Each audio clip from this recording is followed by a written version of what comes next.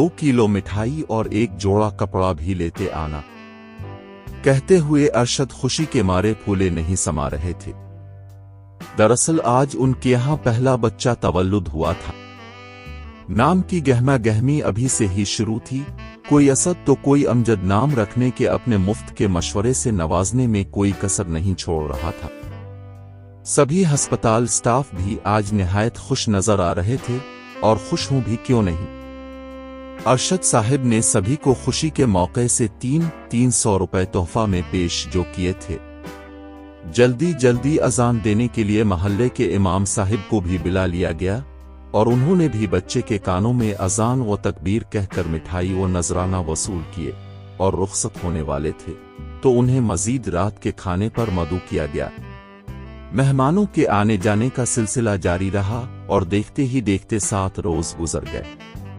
आज बच्चे का नाम रखना व अकीका होना था। एक निहायत ही उम्दा दावत रखी गई थी। लोगों के आने का सिलसिला दिन से ही शुरू था। रात में सबकी इत्तेफाक राय से बच्चे का नाम समद रखा गया। अकीका की रस्म दिन में ही पूरी हो चुकी थी, इसलिए नाम रखे जाने के बाद बच्चे को तहाइफ, पैसे वगैरह पेश किए गए, जिसके बाद दावत का सिलसिला जारी हुआ जो देर रात तक जारी रहा। घर में नन्हे नन्हे नए मेहमान की आमद हो चुकी थी। सभी लोग खूब खुशियां मना रहे थे। बिलाखिर मेहमानों के वापसी का सिलसिला शुरू हुआ जो कई रोज के बाद इख्तिताम को पहुंचा। अब अरशद साहिब को भी मेहमानों से फुर्सत मिल गई थी।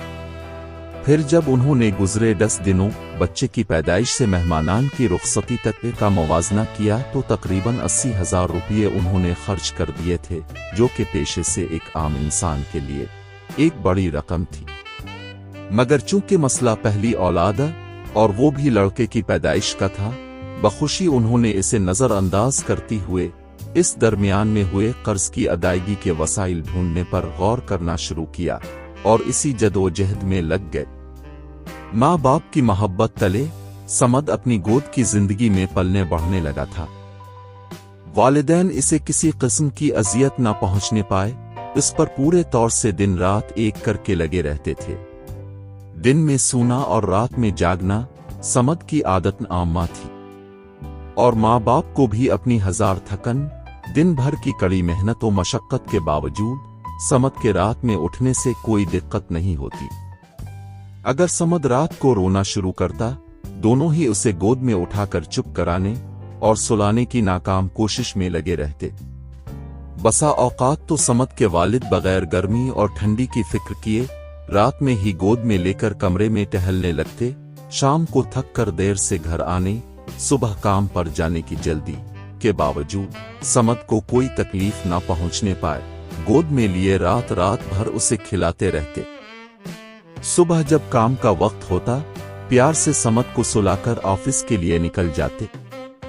समद की माँ सुबह का नाश्ता तैयार करने के बाद जब समद सो रहा होता तो घर के काम पूरे करने दौड़ती, मगर इस दरमियान भी जैसे ही समद की आवाज कानों तक पहुंचती, फौरन भागकर समद को गोद लेती, और जब तक वो सो न जाता सब काम अधूरा छोड़कर समद को सुलाने में लगी रहती, और इस तरह ये सिलसिला दिन भर जारी रहता।